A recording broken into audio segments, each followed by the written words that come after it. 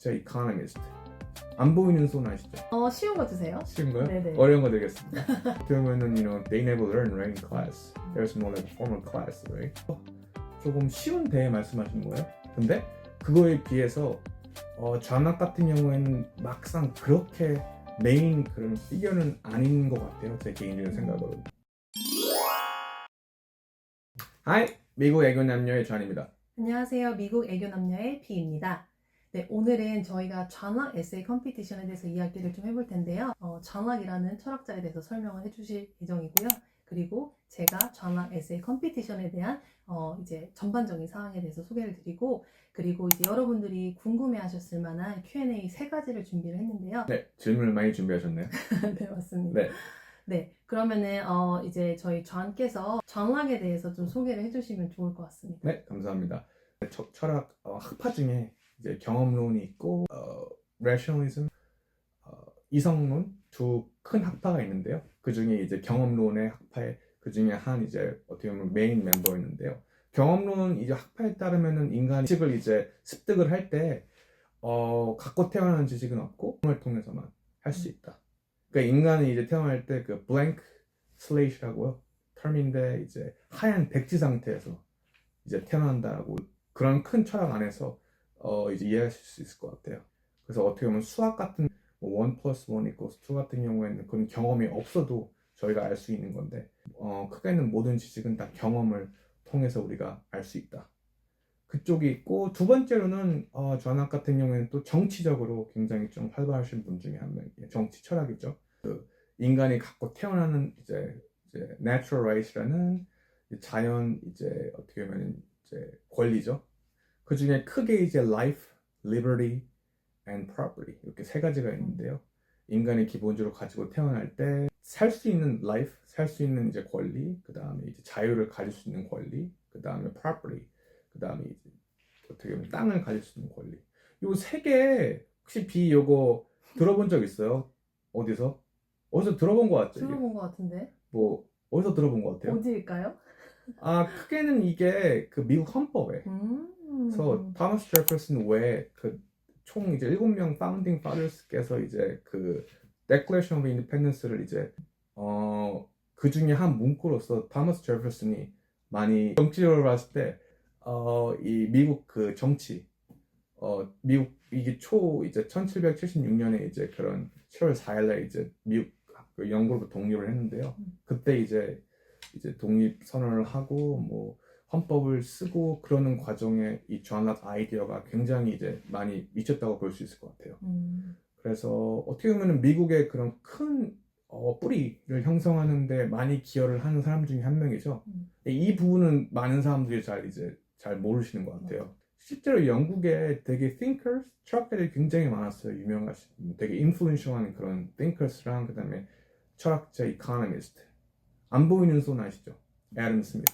그분도 이제 영국의 이제 출신이고, 그리고 이제 뭐 토마스 홉스, 뭐 데이비 휴me, 존 스튜어트 밀, 제레미 벤텀 이런 사람들 보면 뭐 공리주의도 그렇고 되게 유명하신 분들이 많아요. 영국 쪽에서 이제 출신들이. 근데 그거에 비해서 전학 같은 경우에는 막상 그렇게 메인 그런 피겨는 아닌 것 같아요. 제 개인적인 생각으로는. 제가 대학교에서 철학 전공을 할 때 여러 가지 수업을 듣는데 이런 데이비 휴미나 아니면 뭐 존 스튜어트 밀 하면 이제 공리주의, 뭐 애덤 스미스 하면 뭐 father of modern economics, right? 그런 정도로 다 알고 있는데 전학 하면은 조금 소셜 컨스트럭트도 나름 그쪽에서도 유명하시는 분이기 때문에 그렇게 제 생각에는 막 누구나 아는 사람은 아닌 것 같아요. 철학 안에서도 그렇게 메인이 포커스된 분이 아니기 때문에 그래서 일단은 전학 같은 분은 인간은 기본적으로 blank sheet, 그러니까 모두 갖고 태어난 게 없고 모든 경험을 통해서 지식을 습득을 한다. 두 번째는 이제 natural rights나 social construct를 많이 옹호하신 분이라고 보시면 될 것 같아요. 너무 이제 government가 국민을 너무 쪼고 repress하게 되면은 that's monarchy, 너무 독재가 되죠. 반대로 이제 너무 이제 정부의 힘이 너무 약하게 되면은 that's anarchy, we're lawless. liberalism이라는 그런 자유론, 정치적으로 그런 쪽으로도 크게는 유명한데 일단은 이런 분이심이라고 생각하시면 될 것 같아요. 말이 길어지기 전에 여기까지만 하겠습니다. 네, 이런 대회들의 그 인물을 좀 알아야지 대회 특징을 이해할 수가 있고 또 어떻게 이제 에세이에 접근할 수 있는지 좀 전략을 짤 수 있다 보니까 네. 좋은 설명이었던 것 같습니다. 저희가 이제 그 전학 대회가 어떤 거고 저희가 어떻게 전학을 이제 어프로치를 하는지 말씀해 주시면 좋을 것 같습니다. 매년 이제 6월 말일이 데드라인으로 두고 있어요. 그래서 이제 1년에 한 번이다 보니까 상반기에 이제 준비하는 대회라고 보시면 될 것 같고요. 그리고 이 대회 같은 경우는 크게는 이제 일반 카테고리가 있고 그리고 이제 좀 어린 학생들이 참여할 수 있는 주니어 카테고리가 있는데 일반 카테고리 같은 경우는 총 7가지 그 서브젝트 카테고리가 있어요. 그게 이제 철학이 있고 심리, 그리고 경제, 정치, 역사, 신학, 그리고 경제 이렇게 7가지가 있고요. 그리고 이제 각 그 카테고리마다 보통 3개에서 4개 정도 이제 프롬프트가 출제가 되다 보니까 전체로 보면 한 20개가 넘는 그 프롬프트 안에서 내가 선택을 해서 이제 대회에 참여할 수 있고요. 이제 주니어 카테고리라고 이제 14세를 기준으로 해서 14세보다 이제 14세 포함해서 그보다 어린 학생들 같은 경우는 이제 주니어 카테고리는 보통 5개에서 6개 정도 딱 어떤 그 과목이랑 상관없이 크게 이제 5-6문제까지 나온다고 보시면 될 것 같고 이제 대회 이제 에세이를 제출을 해서 거기에 이제 한 달 정도 심사 과정을 거쳐서 이제 우수한 에세이라고 선정이 되면은 그게 1차 이제 쇼리스트라는 이제 명단에 이름이 올라가게 되고 이제 그 안에서 한 번 더 이제 그 전학 측에서 리뷰를 한 다음에 이제 파이널 리스트를 이제 한 번 더 선별을 하고요. 그 파이널 리스트 안에서 이제 각 카테고리별로 위너를 뽑게 되고 위너는 한 이제 3명 정도씩 뽑게 되고요. 그리고 전체 이 위너들 안에서 최종 1명을 이제 전체 이제 1등 우수 그 위너로 이제 뽑는 이런 이제 절차로 되어 있습니다. 네, 약간 토너먼트식으로 되는 것 같아요. 맞습니다. 각자 이제 총 7캐리고리죠. 그 주니어 프라이즈 빼고 그 7 캐리고리 안에서 싸워서 결국엔 그 그랜드 위너, 그 마지막 위너를 뽑는 그런 구조이기 때문에 네, 인트레스팅하네요. 네, 저희가 3가지 이제 질문을 이제 준비했는데요. 좀 쉬운 거 드릴까요? 어려운 거 드릴까요? 좀 쉬운 거 주세요. 쉬운 거요? 네네. 어려운 거 드리겠습니다.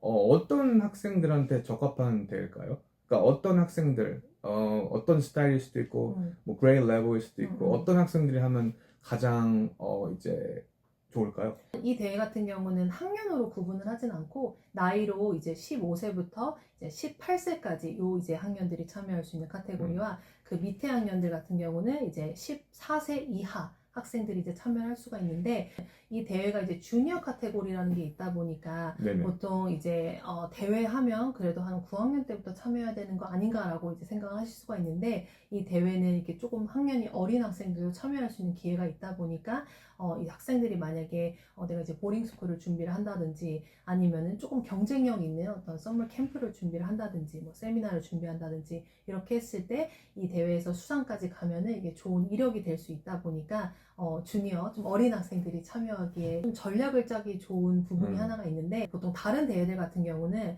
한번 그 해에 참여를 할 때 한 개의 에세이 그 에세이 드래프트만 이제 제출할 수 있다 이런 이제 좀 규정이 있는 경우가 있는데 이 전학 에세이 컴피티션 같은 경우는 내가 이제 마음에 드는 프롬프트가 좀 많이 있다 그러면 이제 2개, 3개 이렇게 개수 제한 없이 참여를 할 수가 있고 그리고 내가 이번 연도에 참여를 해서 수상을 했더라도 내년에 또 참여를 할 수 있고 하다 보니까 좀 어린 학년부터 참여를 해서 내가 계속 3년 연속 예를 들어서 파이널리스트에 들었다라고 하면은 단순히 이 대회에서 내가 파이널리스트를 들었다라는 그 경력 이상의 이제 3년 연속 파이널리스트다 이런 식으로 이제 좀 내가 전략적으로 이 대회를 참여할 수 있다 보니까 그런 이제 전략을 세우는 학생들한테도 굉장히 도움이 되는 대회입니다. 어떤 카테고리를 좀 참여를 해야지 유리할지 아니면은 좀 학생이 이제 좀 참여하는 그 숫자가 적은 카테고리가 있는지 이런 것들이 좀 궁금한데요.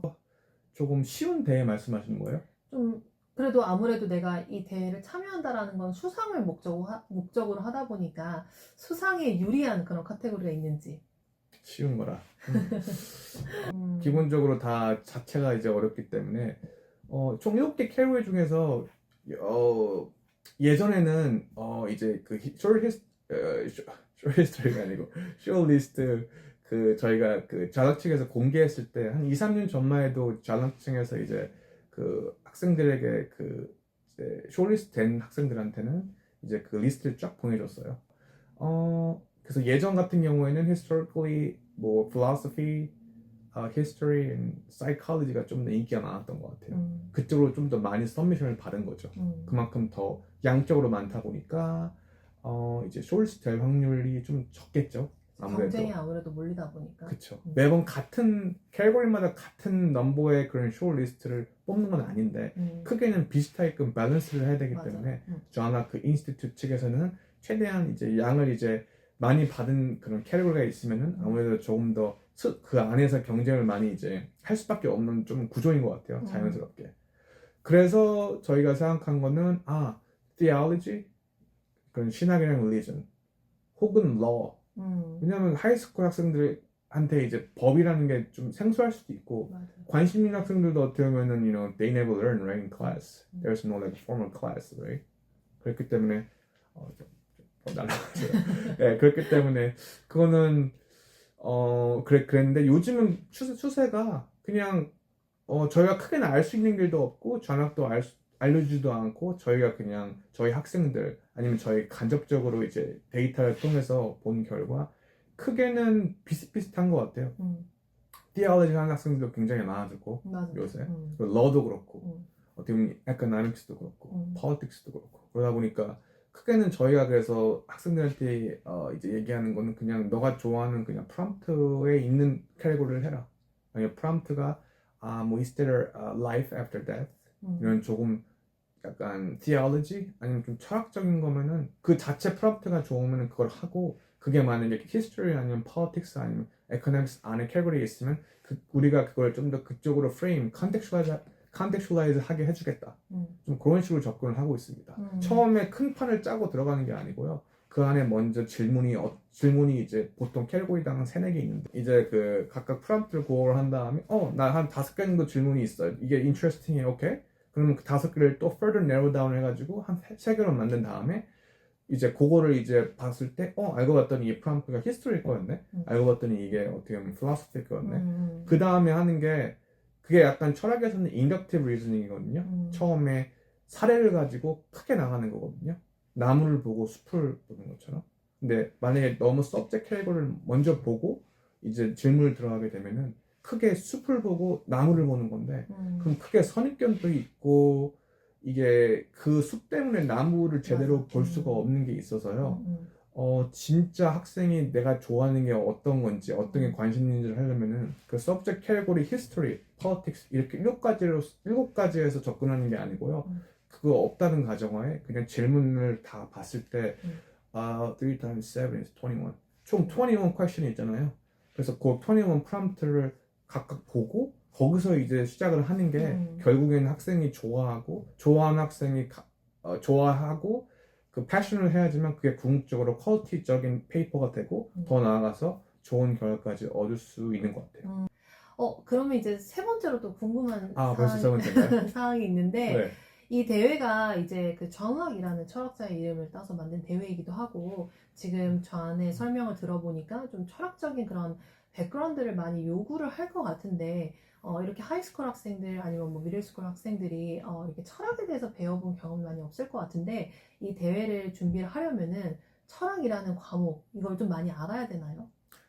일단 yes and no예요. 알면 더 좋은데 모른다고 해서 좀 핸디캡이 있는 건 아닌 것 같아요.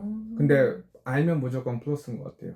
왜냐하면 크게는 존락의 이름을 걸고 한 대회잖아요. 존락 인스티튜트 단체에서 옥스퍼드랑 프린스턴이랑 같이 코스판서를 해가지고 크게는 이 존락이라는 철학자의 이름을 걸고 이런 저명한 대학교 2곳에서 하나는 미국, 하나는 영국에서 저명한 학교들이 합쳐서 존락 인스티튜트라는 그런 단체가 메인이 돼서 여러 가지 지금 프라이에 껴있는데요.